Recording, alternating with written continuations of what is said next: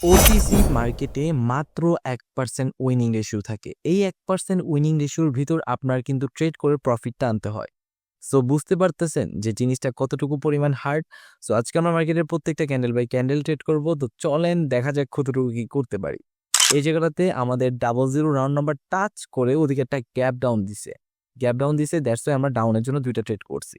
একটা জিনিস হচ্ছে মার্কেটে যদি আপনার লজিক জানা থাকে, আপনার যদি মার্কেটের প্রতি বিশ্বাস থাকে যে না আপনি এদিক থেকে ইনকাম জেনারেট করে বের হতে পারবেন, অবভিয়াসলি মার্কেট আপনাকে লাস্ট সেকেন্ডও প্রফিট দিবে।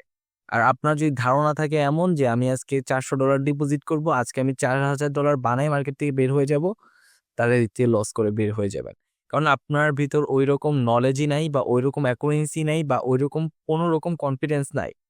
আমাদের বেশিরভাগ ট্রেডারদের লস হয় কেন জানেন? আমাদের বেশিরভাগ ট্রেডারদের লস হয় শুধুমাত্র একটা রিজনে, সেটা হচ্ছে আমাদের কনফিডেন্স প্রচুর পরিমাণ কম। যখন দেখবেন কনফিডেন্স প্রচুর পরিমাণ হাই থাকবে, তখনই কিন্তু প্রফিটটা করা পসিবল। এবং আপনারা দেখতে পারতেছেন মার্কেটের দিকে আমাদেরকে বাইং প্রেশার দেখাচ্ছে, কিন্তু দিন শেষে দিবে কি রেড ক্যান্ডেল।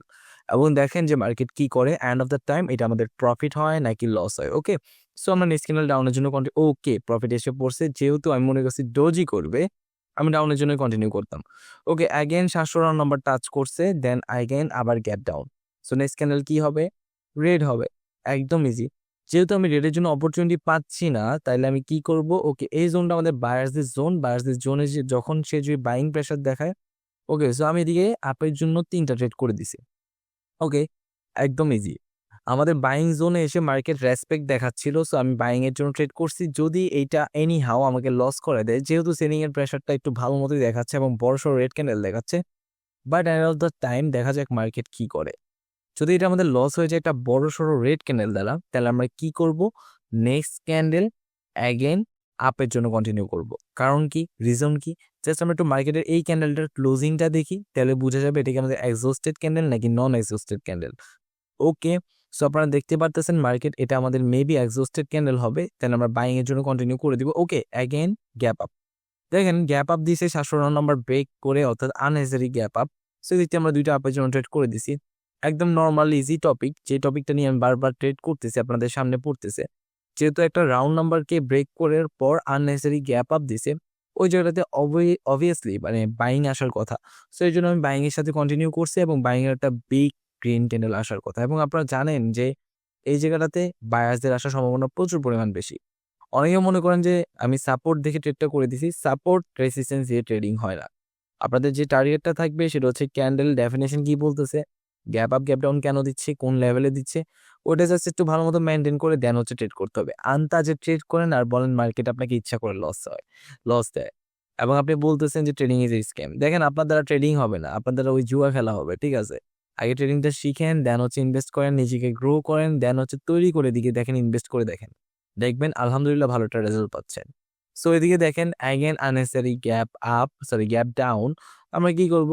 আমরা এদিক থেকে একটা 99% এর শিওর শট নেব। যেহেতু আমাদের মার্কেট স্ট্রাকচার ওয়াজ ডাউনট্রেন্ড, আমরা ডাউনের জন্য একটা কন্টিনিউ করব। বাট আমাদের সেলার্সদের এক্সট্রিম প্রেশার দরকার। ওকে, সো এদিকে আমরা একটা ডাউনের জন্য ট্রেড প্লেস করে দিছি। ওকে, নেটওয়ার্ক ইস্যু দিচ্ছে, সো দ্যাটস ওয়াই একটু দেরিতে ট্রেডটা পড়েছে। ওকে, সো এটা it's not a big deal. So দেখা যাক মার্কেট কি করে। যেহেতু লাইভ ট্রেড করতেছি, সাথে কথা বলতে হচ্ছে। সো এক্সট্রিমলি সরি, আমার একটু ভুল ত্রুটি হচ্ছে। সো এটার জন্য আমি এক্সট্রিমলি সরি। ঠিক আছে? সো আপনারা দেখেন এদিকে কি হয়, এবং মার্কেট যেহেতু 700 রাউন্ড নাম্বারটাকে টাচ না করে, ফিল না করে ওভারল্যাপটা দিছে।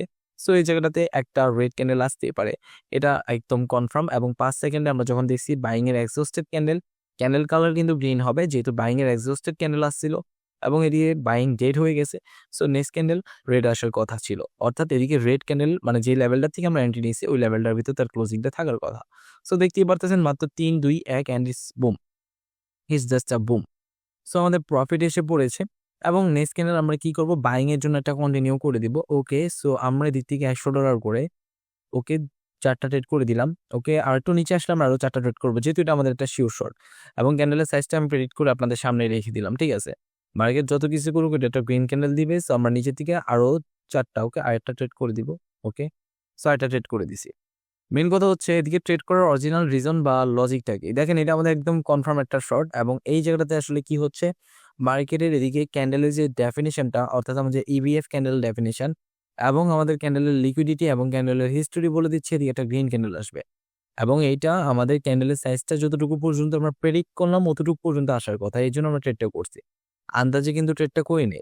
এবং এন্ড অফ দ্য টাইম দেখেন এদিকে মার্কেট রেড ক্যান্ডেল থেকে কিন্তু গ্রিনে কনভার্ট হয়ে গেছে, অলরেডি আমাদের ক্যান্ডেল সাইজের 50% ব্রেক করে ফেলতেছে। ওকে, 2, 1 অ্যান্ড ইস বুম, এভাবে করতে হয় ট্রেডিং, ঠিক আছে? আর আন্দাজে ট্রেড করেন আর বলেন ট্রেডিং ইজ এ জুয়া, ঠিক আছে? ট্রেডিং আপনাদের জন্য জুয়াই থাকবে আজীবন, আর আমাদের জন্য ট্রেডিং অলওয়েজ একটা বেস্ট প্ল্যাটফর্ম। সো দেখতেই পারতেছেন এটা আমাদের প্রফিট। সো নেক্সট ক্যান্ডেল আমি ট্রেড করতে চাচ্ছি, বাট আমি চাই না ভিডিওটা লং হোক, যেহেতু 5 মিনিট অলরেডি কাভার্ড। সো এদিকে দেখেন আমার ট্রেডিং হিস্টোরি, টোটাল 41টা ট্রেড করছি, লস লাভ মিলিয়েই ছিল। সো এটাই আর কি। সো আল্লাহ হাফেজ এভরিওয়ান, দেখা হচ্ছে আপনাদের সাথে ইনশাল্লাহ খুব তাড়াতাড়ি নেক্সট কোনো ভিডিওতে।